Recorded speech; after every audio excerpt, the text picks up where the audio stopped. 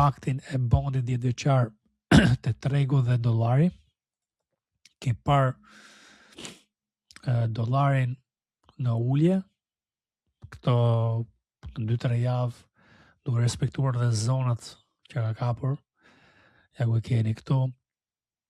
Do shikojmë tani se si do reagoj te kjo zonë, do vazhdoj për poshtë apo do na thyj strukturën dhe pastaj tetoj për lart.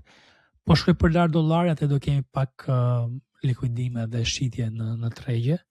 Ne të kemi kujdes, na duhet dollari që të vazhdoj këtë ulje ose të paktën të vazhdojë ndonjë konsolidim këtu që na japi shpresë për ndonjë ciklim kapitali tas edhe më të rrezikshme.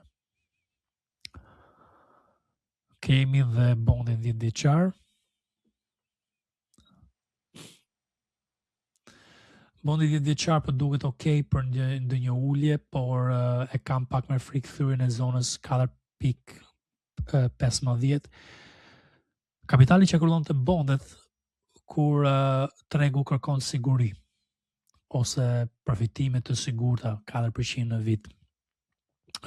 Dhe kem parë një head and shoulders, koka dhe 2 shpatlla këtu, thyrje strukture dhe tani po thyr dhe kjo struktura këtu, ky kanali në ulje, që është flamur në rënje quhet, ose përkthehet nga anglishtja në shqip. Kur thyet, kjo është një shenjë vazhdimësie për më lart. Dhe pastaj kemi zonën deri te 4.5 që mund të shkatërrojë tregun komplet. Kjo periudha këtu, që ishte periudha e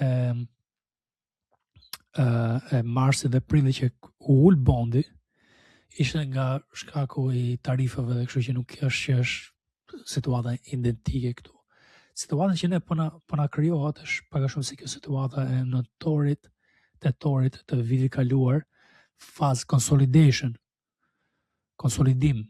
S&P 500 ose distribution që është dalja e institucioneve në mënyrë graduale dhe rritja e bondeve për siguri. Kjo ka qenë lëvizje këtu. Në rregull.